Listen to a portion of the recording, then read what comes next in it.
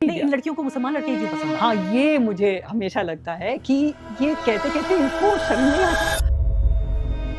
हिंदू मत जाके ले आए मुसलमान औरतों को हमारे समुदाय में, क्यों नहीं होता है आपसे?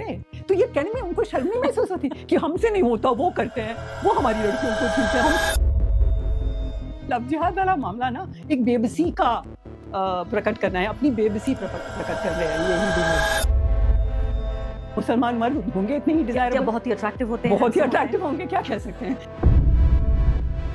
जब दो कथित सेक्युलर्स आपस में बैठकर बातें करते हैं तो उससे कुछ ऐसे ही बेतुके डिस्कशन सामने निकल कर आते हैं। जी हाँ दोस्तों, हाल ही में प्रोपेगेंडा मीडिया द वायर की पत्रकार अरफा खानम और पूर्व जेएनयू प्रोफेसर निवेदिता मेनन की ये बातचीत सोशल मीडिया पर काफी वायरल होती देखी गई है। दोस्तों, इससे पहले हम वीडियो में आगे बढ़े, आप प्लीज हमारे सभी चैनल्स को सब्सक्राइब जरूर कर लीजिए। देखिए, इसमें दोनों ही हिंदू लड़कियों का मजाक उड़ाती हैं, मुस्लिम आदमियों को रोमांटिसाइज करते हुए अपने वही पुराने वाक्य को मेनस्ट्रीम करने की कोशिश करती दिखती है कि लव जिहाद तो प्रोपेगेंडा है और ये सब कुछ हिंदू लड़कियों की बेवकूफ़ी की वजह से होता है। इसलिए हिंदू लड़के मुस्लिम लड़कों से परेशान रहते हैं कि वो कैसे हमारी लड़कियों को हमसे चुरा लेते हैं। तो आरफा बीबी, हमारा सवाल आपसे ये है कि आपके कौम में तो पॉलीगैमी यानी 3 से 4 पत्नियां रखना एक आम सी बात है। तो क्या आपके कौम के लड़कों के लिए, क्या आपके ही मजहब की लड़कियां कम पड़ गई हैं जो आपको हिंदू लड़कियां ही मिलती हैं अपने जाल में फंसाने के लिए? मतलब बड़े शर्म की बात है कि आरफा और निवेदिता मेनन इस बात को हाईलाइट नहीं कर रहे कि लव जिहाद मुस्लिम आदमियों का हिंदू लड़कियों को अट्रैक्ट करना नहीं, बल्कि मुस्लिम होकर हिंदू आइडेंटिटी के भेष में धोखे से हिंदू लड़कियों को फंसाना कहलाता है। और इसे लेकर हमने अपने चैनल पर कई एक्सप्लेनर वीडियोस और डिस्कशंस में ये बताया भी है कि कैसे सोनू, मोनू, राजू जैसे नाम रखकर एक विशेष समुदाय के लड़कों द्वारा हिंदू लड़कियों को फंसाया जाता है, फिर उनके साथ दुष्कर्म करके उनका गलत रूप से इस्तेमाल किया जाता है, जैसा कि द केरला स्टोरी मूवी के 2 भागों में दिखाया भी गया है, जिसे ये इकोसिस्टम प्रोपेगेंडा बताकर वाटर डाउन और वाइट वॉश करता आया है। और दोस्तों, यहाँ सुनिए कैसे आरफा हिंदू लड़कों को भी अब मुस्लिम लड़कों की तरह आंखों में सुरमा लगाने और ताबीज पहनने की सलाह देती हैं। सुरमा is available to them also. और एक ताबीज भी पहनना चाहिए। कर लो।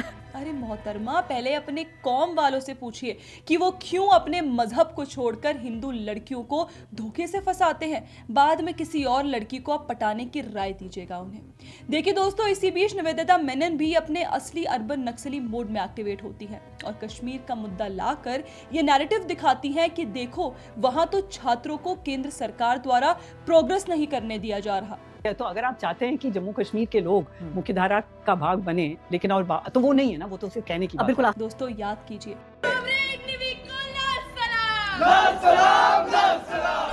चप्पा चप्पा गूंज उठेगा इनकलाब के नारों से।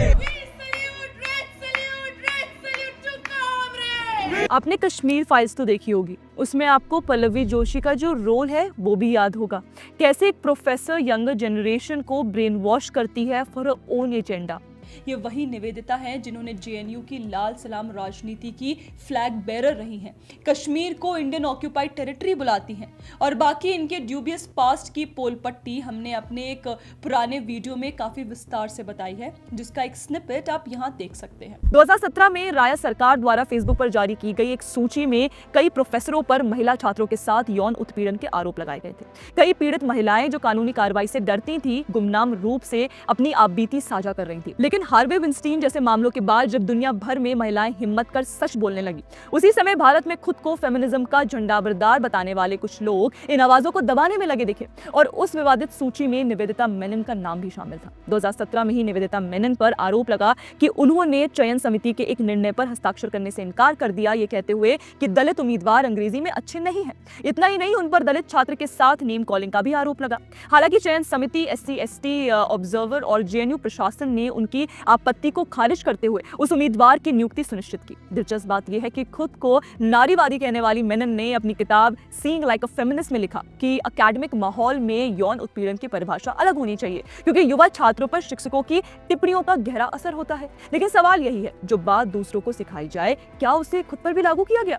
2016 के एक वीडियो में निवेदिता मेनन ने हिंदू समाज को दुनिया का सबसे हिंसक समाज बताया। Hindu society must be one of the most violent, to the roots violent society in the world. The wire को दिए एक इंटरव्यू में उन्होंने कहा हिंदू राष्ट्र एक आधुनिक पश्चिमी परियोजना है, बिल्कुल भी स्वदेशी नहीं।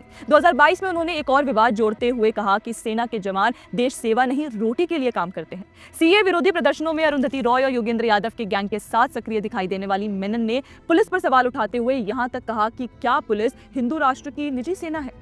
दोस्तों, लिबरल्स और अर्बन नक्सलीज का पॉडकास्ट में बैठकर भारत विरोधी नैरेटिव चलाना एक पुराना पैटर्न रहा है और सबसे प्रॉब्लमैटिक इसमें द वायर जैसे प्लेटफॉर्म्स भी होते हैं जो दिन प्रतिदिन समय दर समय ऐसे दीमक वाले लोगों को अपने यहाँ जगह देते रहते हैं।